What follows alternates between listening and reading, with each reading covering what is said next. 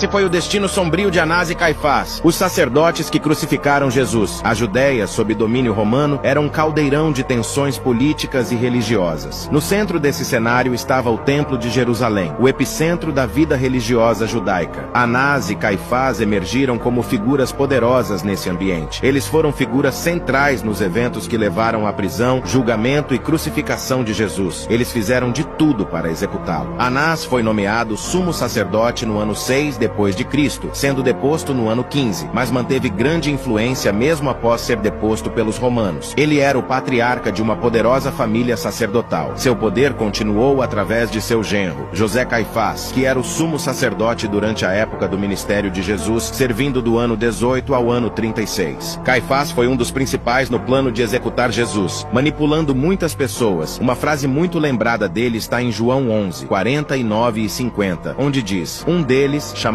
Caifás, que era sumo sacerdote naquele ano, disse: vocês não sabem nada, vocês não percebem que é melhor para vocês que morra um homem pelo povo do que pereça toda a nação? Mas se a região estava sob o domínio romano, como eles tiveram o poder para isso? O sumo sacerdote na época de Jesus era a mais alta autoridade religiosa no judaísmo. Este cargo tinha grande importância tanto religiosa quanto política. Na ausência de um rei judeu, o sumo sacerdote assumia um papel de liderança, sendo uma figura central na governança da comunidade judaica. Anás, embora não tivesse mais um cargo oficial na época, tinha considerável poder e influência, demonstrado pelo fato de Jesus ter sido levado primeiro a ele. Caifás, seu genro, como sumo sacerdote, desempenhou um papel ativo e decisivo nos eventos, orquestrando o complô para executar Jesus e supervisionando seu julgamento. Veja o quanto a maldade de Anás e Caifás influenciou na execução de Jesus. Na noite em que Jesus foi traído, ele foi ao jardim do Getsêmani para orar. Lá, ele foi traído por Judas Iscariotes, um de seus discípulos. Então prenderam Jesus e o amarraram, e o levaram primeiramente a Anás, que o interrogou, mas logo o enviou ao Sinédrio, onde os líderes religiosos se reuniram para acusá-lo. Testemunhas falsas foram trazidas para testemunhar contra Jesus, mas suas declarações eram inconsistentes. Caifás então fez o seguinte: o sumo sacerdote lhe disse: conjuro-te pelo Deus vivo que nos digas se tu és o Cristo, o Filho de Deus. Jesus lhe respondeu: tu o disseste. Contudo, digo-vos que vereis em breve o Filho do Homem assentado à direita do poder e vindo sobre as nuvens do céu. Então o sumo sacerdote rasgou as suas vestes, dizendo: blasfemou. Que necessidade temos ainda de testemunhas? Eis que bem ouvistes agora a blasfêmia. Mateus 26, 63 a 65. Como os líderes religiosos judeus não tinham autoridade para executar uma sentença de morte por supostos crimes religiosos, inventaram mais acusações falsas e levaram Jesus ao governador romano, Pôncio Pilatos, acusando-o de alienar o povo, impedir o pagamento de impostos a César e autoproclamar-se rei. Isso seria uma afronta ao governo e passível de pena de morte. Pilatos perguntou a Jesus se ele era o rei dos judeus, ao que Jesus respondeu: tu o dizes. Pilatos, não encontrando culpa em Jesus, tentou libertá-lo, mas os líderes judeus manipularam a multidão e juntos exigiram a crucificação. Pilatos então enviou Jesus a Herodes Antipas, governante da Galileia, que após ridicularizar Jesus, devolveu-o a Pilatos. Pilatos tentou fazer a multidão libertar Jesus como parte da tradição da Páscoa, colocando-o ao lado de um terrível criminoso, Barrabás, oferecendo ao povo o poder de libertar um dos dois. Mas a multidão estava tão cega pela influência de Anás, Caifás e outros líderes judeus que escolheram libertar Barrabás em vez de Jesus. Pilatos, cedendo à pressão, ordenou que Jesus fosse flagelado e crucificado, mas lavou as mãos antes, simbolizando que o que estava acontecendo ali não era por sua vontade. As autoridades religiosas continuaram a zombar de Jesus enquanto ele estava na cruz, desafiando-o a salvar-se. Bom, vemos que Anás e Caifás demonstraram uma profunda maldade e manipulação durante todo o processo. Eles não estavam interessados em justiça, mas em preservar seu poder e autoridade. Após a crucificação, Anás e Caifás continuaram a exercer seu poder, mas seu papel na morte de Jesus os marcou para sempre na história. Eles aparecem novamente em Atos 4, tentando silenciar Pedro e João, que pregavam a ressurreição de Jesus. Caifás foi deposto em 36 depois de Cristo por Vitélio, governador romano da Síria. Ele encontrou sua morte de forma trágica, sendo executado durante a tomada de Jerusalém pelos romanos. Seu túmulo foi encontrado em 1990, perto de Jerusalém. Já Anás teve um fim trágico, batendo a cabeça nas paredes ao enlouquecer, atormentado pela culpa de ter contribuído para a morte do verdadeiro Messias. Suas ações ecoam através dos tempos, mostrando como a justiça divina prevalece sobre a injustiça humana. Eles executaram Jesus Jesus pensando que isso daria um fim nos seguidores de Cristo. Mas isso foi só o começo. O movimento cristão cresceu cada vez mais e hoje, após 2000 anos, estamos aqui, aguardando a volta daquele que é o nosso Salvador, o verdadeiro Messias. Se você assistiu até aqui e crê na volta de Jesus, comente: Jesus é o meu Salvador. Não se esqueça de seguir nosso perfil. Deus te abençoe.